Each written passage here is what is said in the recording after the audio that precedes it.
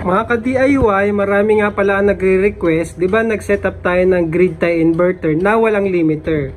So ngayon, ayan, bagong project natin, grid tie inverter with limiter naman mga ka-DIY. So itong Solis inverter na to ay 1 kilowatt. Actually matagal na to sa akin mga ka-DIY, nabili ko siya 3 years ago, year 2021 pa ata. Hindi ko lang siya nasi-set up kasi nga dahil sa apartment lang kami nakatira. So ngayon, sinet up ko na siya mga ka-DIY. Ngayon naka-enable yung limiter niya. Nakikita nyo, limit by EPM.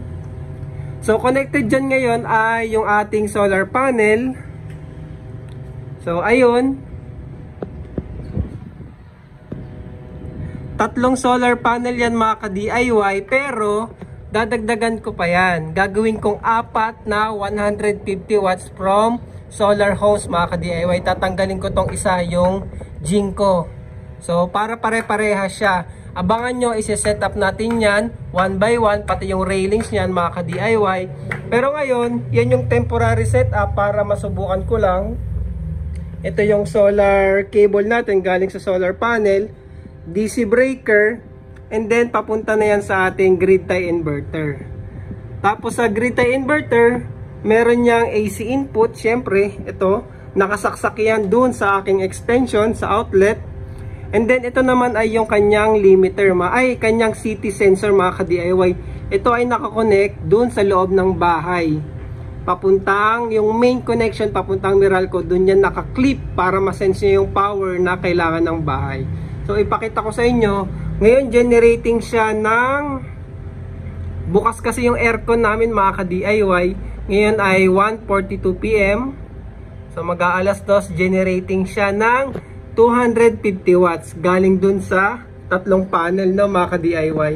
Hindi kasi optimal eh. Baka nadadrag nung Jinko, kaya gusto ko ring palitan talaga yon para pare-parehas na solar panel na siya. Ayun yung dalawa pa dumating na mga ka-DIY. So isi-set up natin yan para 4. So 4 na 150. Ang total niya ay 600 watts. At ayun naman yung ating railings. So sa setup natin niya mga ka-DIY, 4 na 150 watt solar panel. Bakit ganitong setup? Ito kasi yung possible, lalo sa mga taga malayo. Pwede nyong orderin sa Shopee yung mga component mga ka-DIY. So ayan, bukas yung aircon ko niyan mga ka-DIY. Pero less than 1 kilowatt yung consumption namin ngayon. Tapos ito yung CT sensor. Andito yan sa loob. Ipapakita ko naman yan paano i-clip. Naka-clip lang yan mga ka-DIY dito sa main breaker natin galing Meralco. So abangan nyo, isi-set up natin yan kung paano natin siya ginawa or i-upgrade natin kasi dadagdagan ko nga yung solar panel mga ka-DIY. So ito ay sneak preview lang. Pinakita ko lang sa inyo na working siya.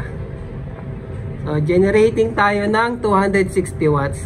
Kapag less than 260 yung ating consumption, gumagana yung limiter niyan, babawasan niya yung output niya mga ka-DIY. So halimbawa, patay yung aircon, syempre less than 200 watts lang yung konsumo ng bahay namin, bababaan niya yun, kukontrolin niya mga ka-DIY. Dahil nga may limiter siya mga ka-DIY.